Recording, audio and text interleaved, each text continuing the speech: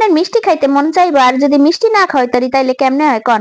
তো মিষ্টি খাইতে চাইছে, মিষ্টি খাওয়াম না, তাই এই যে দেখেন কি সুন্দর সাহাজ করে বানায় লাইছি মাত্র 5 মিনিটের মধ্যে মিষ্টি। খাইয়া কয় মাগো মা কি যে মজা হইছে। তো আহেন আপনারা রেডি হয়ে যান বানানোর লেগে। কেমনে বানাইবেন? এই যে 5 মিনিটে মিষ্টি, চলেন দেখি কিভাবে এই দোকানের মতো মিষ্টি বানাইবেন। দেখা বিশ্বাস হয় না? তো চলেন, এই যে দেখেন কিভাবে বানায় লাইতেছি মিষ্টি। চুলায় একটা ফ্রাই প্যান বসাই দিবেন, তারপরে ঘি অথবা বাটার দিয়ে দিবেন, তার নাইলে একটু তেল দিয়ে দিবেন। তবে তেল দিলে কিন্তু অতটা স্বাদ লাগবে না, একটু ঘি অথবা বাটার দিলে কিন্তু স্বাদটা বেশি লাগবে। তো সেই জন্য এই যে একটুখানি স্বাদের লেগে ঘি দিয়ে দিলাম। ঘি দিয়ে দিবে এখানে একটুখানি ময়দা বা আটা। এখানে এই যে দেখেন ছোট্ট একটা বাটি দিয়ে অল্প একটু আটা দিয়ে দিচ্ছি, আপনারা পরিমাণটা দেখে লয়েন। তারপর এটাকে একটু এইভাবে লাড়াচাড়া করিয়া কি করতে হবে, একটু ভাজা ভাজা করে লইতে হবে। তাহলে কি হবে, ওই যে যে আটার একটা গন্ধ আছে সেটা থাকবে না। তারপরে দিয়ে দিবেন চিনি। এখানে মিষ্টিটা যার যার পছন্দ মতো দিবেন, কেউ একটু মিষ্টি বেশি খান, কেউ একটু কম খান, সেইভাবে দিয়ে নিবেন। তো চিনিটা দেওয়ার পরে একটু লাড়াচাড়া করিয়া তারপরে দিয়ে দিলাম পানি। এখানে এই যে দেখেন পানিটা দেওয়ার পরে এরকম গোটা গোটা হয়ে যাবে, তাতে ভয় পাওয়ার কিছু নাই।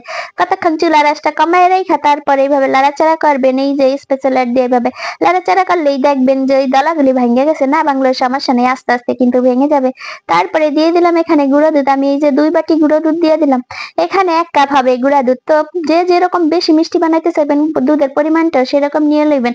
তারপরে এই যে এখানে এখন আবার দেখেন এইভাবে লাড়াচাড়া গোটাগাটি করে এটারে মিলাই লইমু দুধ গুঁড়ে। এইভাবে গুঁড়া দুধটা রেখে সুন্দর করে দলাগুলি ভেঙে লইমু গোটা পাটা দিয়ে। তারপরে এটাকে কিন্তু এখন চুলার আঁচটা মিডিয়ামে রাইখা লাড়তেই হবে। এই যে দেখেন যেইভাবে আমি লাড়তাছি, এখানে লাড়া বন্ধ করা যাবে না, তাহলে কিন্তু নিচে পড়া লাগতে পারে। তারপরে আবার একটু সামান্য ঘি দিয়ে দিলাম। ঘি দেওয়ার পরে এটাকে এইভাবে আবার লাড়াচাড়া গোটাগাটি করবেন। করতে করতে একটা পর্যায়ে দেখবেন কড়াই থেকে একেবারে এটাকে ছাড়িয়ে আসছে। দেখেন কিভাবে ছাড়া হয়ে গেছে।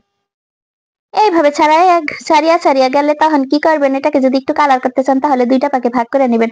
আমি বেশি অর্ধেক একটু উঠায় রাখলাম, তারপর অল্প একটু ইয়েলো কালার দিয়ে দিলাম এখানে, বা যে কোনো কালার আপনারা পছন্দ মতো দিয়ে দিতে পারেন। দিয়ে এই যে লাড়াচাড়া করে রাইখা দিলাম।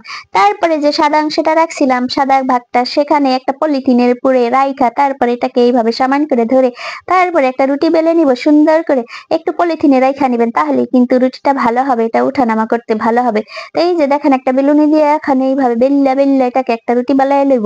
আর যে হলুদ অংশটা রাখছিলাম সেটাও আরেকটা পলিথিনে নিয়ে এইভাবে রুটি বানাই একটা উপরে একটা বসাই দিয়া তারপরে এরকম পেঁচে রোল বানায় লাইছি। রোল বানায় কতখানি টারে বইটা সেটটা পলিথিনের লাগে এইভাবে ভালো করে বইটা চাটলেই দেখবেন মুখটা একবার বন্ধ হয়ে যাবে। মুখটা বন্ধ করে দিয়ে কতক্ষণ রেস্টে রাখা দিবেন। রেস্টে রাখা দিলে যখন ঠান্ডা হয়ে যাইব একটু শক্ত হবে, তখনই নিয়ে আসবেন। এই যে আর পোলাপাইন দিয়ে কইবেন কই রে তাড়াতাড়ি আয় খাইতে আয়, এই যে তোকে মিষ্টি রেডি। তো দেখবেন পোলাপানের চারিদিকে খাওয়ানোর লেগে হুড়াহুড়ি পারাপারি কারাকারি শুরু করে দিব। তো হেয়ার আগে একটু আমনে করে দেখাইলি কাটতে যে আমার মিষ্টিটা কতক্ষণ হয়েছে। তো আর একটু শক্ত আর কি সময় দেয়, এটা কতক্ষণে খাবে বারবার বলে কতক্ষণে খাবো। যাহা তারপরে এই যে নামায় নিয়ে আসলাম। এই যে দেখেন কত সুন্দর মিষ্টি হয়ে গেছে, এর থেকে কি সহজ রেসিপি আর আছে?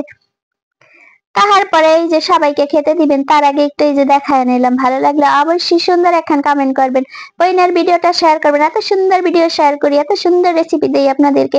আমি কোনো কিছুই ভেজাল দেই না, আপনাদেরকে সবকিছু ভেজাল মুক্ত রাখানোর চেষ্টা করি। তারপরে বইনাকে একটু সাপোর্ট করেন না।